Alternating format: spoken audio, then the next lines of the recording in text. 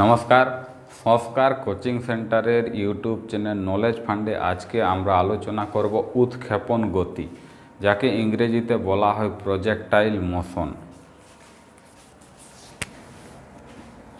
উৎক্ষেপণ গতি, projectile motion. এর আগে আমি ফিজিক্সের কতগুলো চ্যাপ্টার পড়ানো হয়েছে, তার ভিডিওগুলো দেখে নিও। সেখানে আমি গতি সম্বন্ধে আলোচনা করেছিলাম, গতি, বেগ, ত্বরণ, মন্দন সম্বন্ধে আলোচনা করেছিলাম। তো গতি কি বলেছিলাম না, নির্দিষ্ট সময়ে যে দূরত্ব অতিক্রম করে তাকে বলা হচ্ছে গতি। তো এখন দেখো, এখানে আমরা একটা গতি পাচ্ছি যেটার নাম হচ্ছে উৎক্ষেপণ গতি। উৎক্ষেপণ গতি বিষয়টা কি দেখো, কোনো একটা বস্তুকে যদি আমরা আকাশের দিকে ছুঁড়ি, তাহলে বস্তুটা একটা বক্রপথ বরাবর পথ অতিক্রম করে এবং ভূপৃষ্ঠে এসে পড়ে। যে কোনো বস্তুকে, যদি আমি একটা পাথরকে ছুঁড়লাম, তো পাথরকে যদি ছুঁড়ি তো পাথরটা বক্রপথ বরাবর যায় এবং ভূপৃষ্ঠে ফিরে আসে।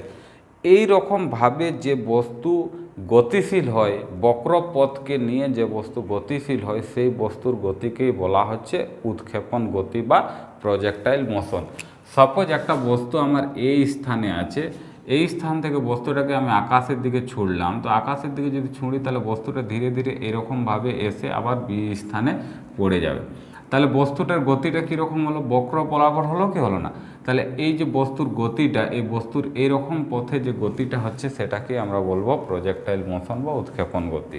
এতদূর ক্লিয়ার আছে সবার? এখন ঘটনা হচ্ছে, প্রজেক্টাইল গতির যদি বা উৎক্ষেপণ গতি যেটা হয়, তার যদি আমরা একক দেখি, তাহলে এরও একক কী হয় না, মিটার পার সেকেন্ড হয় এসআই পদ্ধতিতে, আর সেন্টিমিটার পার সেকেন্ড হয় সিজিএস পদ্ধতিতে। ক্লিয়ার আছে বিষয়টা? এখন দেখো, যত ধরনের বস্তুকে যদি আমরা আকাশের দিকে ফেলা হয়, প্রত্যেকটা বস্তুর ক্ষেত্রে কিন্তু সাধারণত উৎক্ষেপণ গতি দেখা যায়।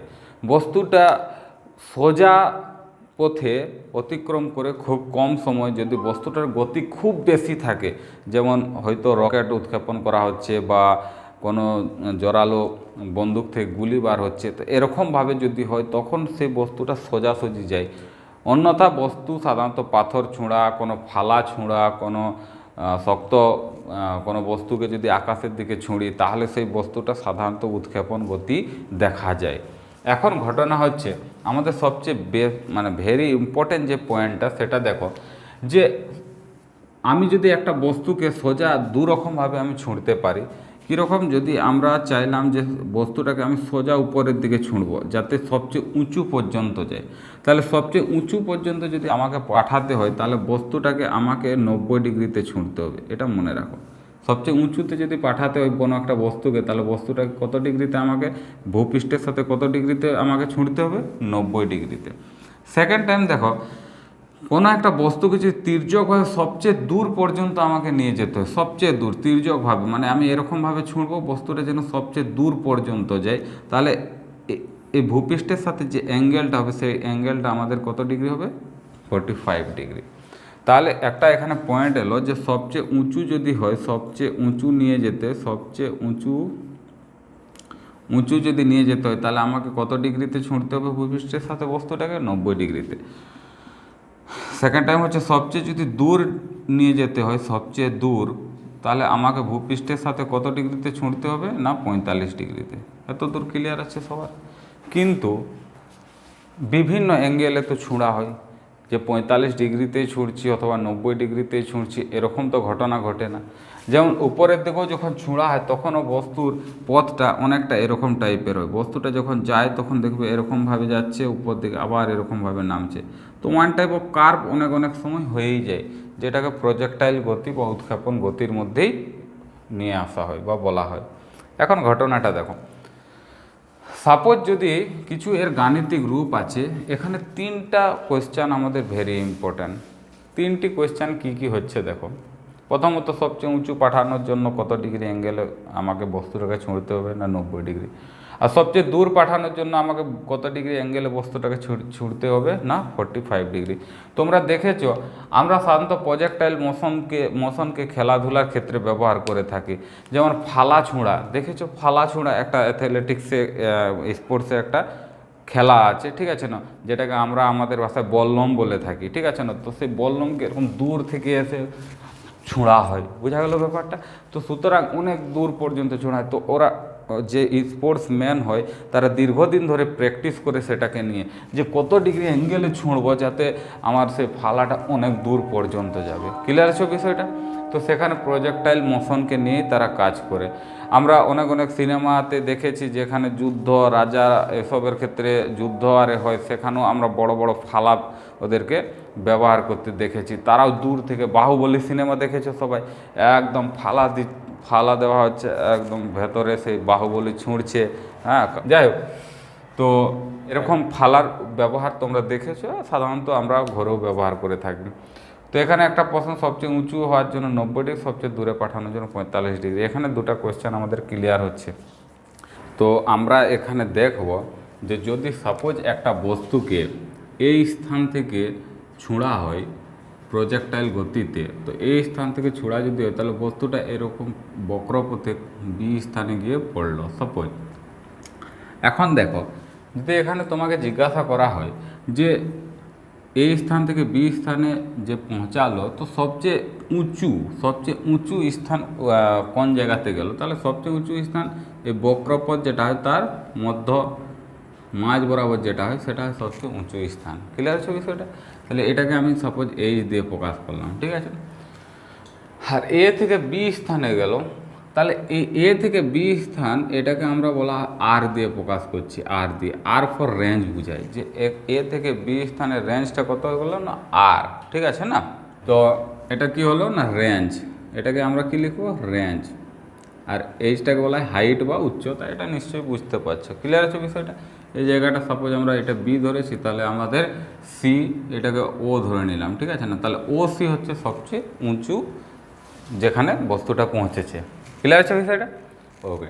এখন দেখো আমাদের এই অবস্থায় আমাদের কতগুলো গাণিতিক রূপ আছে যেগুলো আমরা একের পর এক দেখব, যে সেগুলা থেকে আমাদের কিছু গাণিতিক সমস্যা সমাধান করব। তো এখানে দেখো সাপোজ আমরা এখানে যে অ্যাঙ্গেল বরাবর বস্তুটাকে ছোঁড়া হয়েছে সেটাকে হয়তো থিটা ধরে নিলাম, থিটা ইজকাল টু কোণ, ঠিক আছে না, থিটা ইজকাল টু কোণ ধরে নিলাম। আর এখানে যে একটা বেগে যাচ্ছে সেই বেগটাকে ধরে নিলাম ইউ সমান হয়তো প্রাথমিক বেগ ধরে নিলাম, প্রাথমিক বেগ, ঠিক আছে। আর এখানে যে সবচেয়ে উচ্চতা যেটাকে বললাম সেটাকে এইচ দিয়ে প্রকাশ করেছি। আর রেঞ্জটা হচ্ছে তোমার রেঞ্জকে আমরা আর দিয়ে প্রকাশ করেছি। রেঞ্জ মানে অ্যাকচুয়ালি এ থেকে বি এর দূরত্বকে বোঝায় না, রেঞ্জ মানে কি বোঝায় না, এই বরাবর বস্তুটা কতটা পথ অতিক্রম করেছে, এই বরাবর, অর্থাৎ এ সি বি বরাবর বস্তুটা কতটা পথ অতিক্রম করেছে, এ সি বি বরাবর, এটাকে রেঞ্জ বোঝানো হচ্ছে। এটা হলে তো একটা দৈর্ঘ্য হতো সমতল স্থানে যেরকম হয়ে থাকে। ক্লিয়ার আছে বিষয়টা? তাহলে থিটা হলো ইউ এইচ আর। আর এখানে কি হলো, বস্তুটা যে নিচের দিকে যখনই উপরের দিক থেকে কোনো বস্তু ভূপৃষ্ঠের দিকে আসে তখন তার উপরে একটা ত্বরণ ক্রিয়াশীল হয় যেটাকে বলা হয় অভিকর্ষজ ত্বরণ। জি ইজকাল টু হয়ে গেল কি অভিকর্ষজ ত্বরণ। এটা একটা ধ্রুবক সংখ্যা, এর একটা মান আছে 9.81 মিটার পার সেকেন্ড স্কোয়ার, এটা এসআই পদ্ধতিতে মান আছে। ক্লিয়ার আছে বিষয়টা? এখন দেখো সাপোজ আমাদের এই অবস্থায় এর তিনটা গাণিতিক রূপ পাই, সেই তিনটা গাণিতিক রূপ আমি একের পর এক লিখছি, তারপরে আমরা এগুলো থেকে কীরকম প্রবলেম আসতে পারে সেরকম একটা এক্সাম্পল নিয়ে আমরা সলভ করব।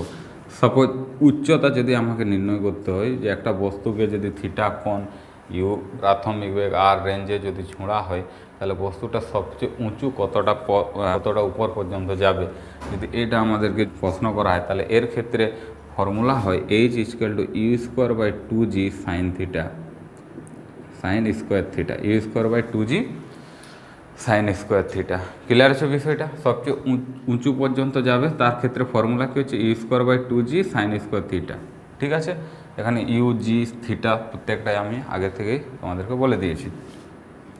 সেকেন্ড টাইম এখানে যদি রেঞ্জ জিজ্ঞাসা করে যে কতটা পথ অতিক্রম করলো, রেঞ্জের ক্ষেত্রে কী হয় না, u square by 2g sine 2 theta, কত sine 2 theta, u square by 2g sine 2 theta, sine 2 theta. Clear আছো? আর এখানে একটা তোমাদেরকে হয়তো বলা হতে পারে, একটা তো বিষয় হবে যে এক স্থান থেকে যখন অন্য স্থানে যাচ্ছে তাহলে এর ক্ষেত্রে তো একটা সময় হবে, অতিক্রান্ত সময়। সেই সময়টাকে হয়তো আমরা টি দিয়ে প্রকাশ করলাম। তাহলে টি সমান যদি আমাদেরকে জিজ্ঞাসা করা হয় টি সমান কত, তাহলে টি সমান হয়ে যায় 2u/g sine theta. 2u/g sine theta পরিষ্কার করে দেখা যাচ্ছে। 2u/g sine theta. তাহলে সবচেয়ে উঁচু হলে একটা ফর্মুলা, রেঞ্জ যদি জিজ্ঞাসা করে একটা ফর্মুলা, টি যদি জিজ্ঞাসা করে তাহলে আরেকটা ফর্মুলা। ক্লিয়ার হচ্ছে ব্যাপারটা? এখন ঘটনাটা দেখো, সাপোজ আমি একটা ম্যাথমেটিক্যাল প্রবলেম নিলাম যে একটা বস্তুকে ছোঁড়া হচ্ছে, এ থেকে বি স্থানে যাচ্ছে বস্তুটাকে হয়তো সাপোজ তোমার 30 ডিগ্রি কোণে ছোঁড়া হলো। থিটা সমান কত ডিগ্রি কোণে ছোঁড়া হচ্ছে? 30 ডিগ্রি কোণে ছোঁড়া হচ্ছে। বস্তুটা প্রাথমিক বেগ ইউ সমান হয়তো আমি ধরে নিলাম 20 মিটার পার সেকেন্ড। প্রাথমিক বেগটা কত ধরে নিলাম? 20 মিটার পার সেকেন্ড। ঠিক আছে?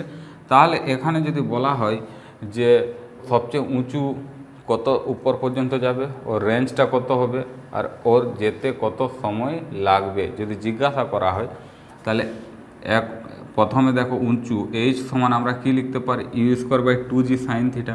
তো ইউ মানে তো আমি 20 ধরেছি, তাহলে আমি লিখতে পারি 20² ইন্টু জি। জি এর মান কত? 9.81। তো এরকম অঙ্ক যখন দেওয়া থাকে তখন জি এর মান অ্যাপ্রক্সভাবে দেওয়া থাকে 10 মিটার পার সেকেন্ড স্কোয়ার, যাতে অঙ্কটার ক্যালকুলেশনটা সঠিক হয়। 10 মিটার পার সেকেন্ড স্কোয়ার, প্রায় 9.81 মানে 10-এর কাছাকাছি হচ্ছে। তাহলে ইন্টু কত হয়ে গেল? এটা তোমার 10। ক্লিয়ার আছো? ইন্টু সাইন স্কোয়ার থিটা মানে সাইন 30 ডিগ্রি আর পুরোটা হোল স্কোয়ার। সাইন 30 ডিগ্রি পুরাটার হোল স্কোয়ার। ক্লিয়ার আছে বিষয়টা? গুড।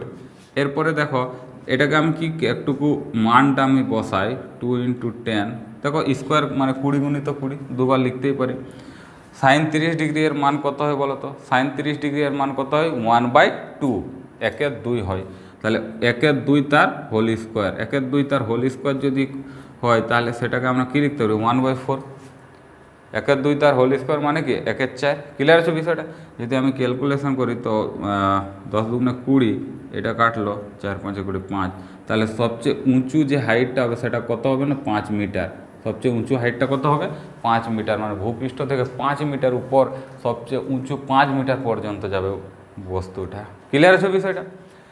সেম কন্ডিশন এখানে যদি রেঞ্জ জিজ্ঞাসা করা হয়, যদি আমরা এই 20 মিটার পার সেকেন্ড বেগে 30 ডিগ্রি কোণে যদি একটা বস্তুকে ছুঁড়ি, তাহলে বস্তুটা কতটা রেঞ্জ বা কতটা পথ অতিক্রম করবে যদি জিজ্ঞাসা করা হয়, তাহলে আর সমান আমরা কী বার করতে পারি?